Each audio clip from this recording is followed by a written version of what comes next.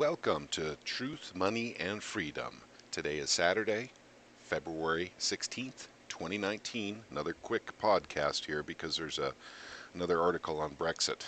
Uh, these articles keep popping up all the time. Brexit is, I kind of see it as kind of like the news version of herpes. It just keeps resurfacing all the time, but nothing ever happens. It just goes away and then it comes back and goes away and comes back. But the deal here is it looks like it's going to be a hard Brexit. Um, from this article from Bloomberg, basically, Theresa May, the Prime Minister, continues to wield the threat of walking away from talks as a negotiation tactic. And it's like the Texas two-step with no music. It's almost like Theresa May is a river dancer, and she's also dancing to no music. And I make that reference because I think that comes from that part of the world. At any rate, companies are taking it seriously, stockpiling food, drugs, manufacturing parts. Governments are also kicking into action, but what they can or want to do is limited. So the catastrophic effects that they're talking about really is in the banking sector. And they say the worst is averted here in this article here. And we're talking about the multi-trillion dollar derivatives industry. And actually, it goes into the quadrillions on this one here with derivatives, believe it or not. Estimates say 1.5 to 2 quadrillion dollars in derivatives, but a lot of these are handled through clearinghouses in London. So that's a big deal right there. I don't know why the Brexit would affect that, though, unless banks are literally being uprooted and put into different parts of Europe. I just don't know.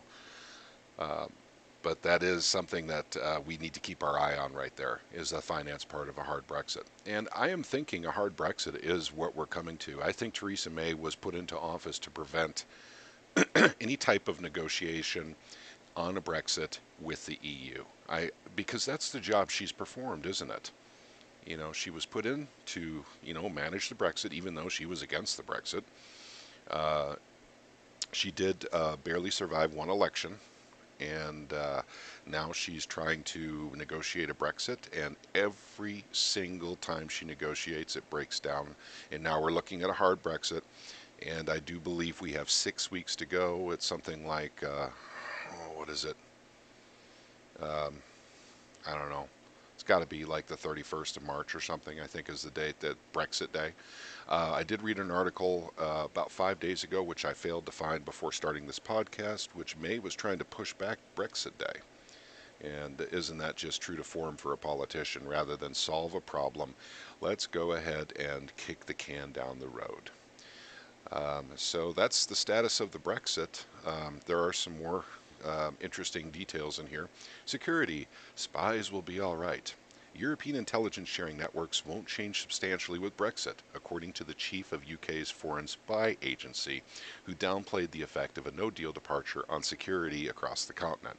So for those of you who are really worried about, the well-being of 007 James Bond, don't worry. He's going to be just fine. Apparently, they've already figured that one out. Uh, Food, apparently, even at the beginning of this article, they were talking about food is rotting in ports and stuff because no one knows what to do because, you know, Britain's doing this and Britain's doing that. Same thing with the airlines, which I think is really, really interesting. Because apparently, because of regulations, they were talking about British planes not being able to land anywhere in the EU for a while. Apparently, they've sorted that out, but the fact that that was even in question is just downright stupid. It looks to me like the EU is trying to make the Brexit as difficult as possible for England on a hard Brexit. Because the negotiations have all broken down. Theresa May did a stunningly horrible job actually going out and negotiating on behalf of the British people, in my opinion. I am an American, I don't live in England, but I have followed this.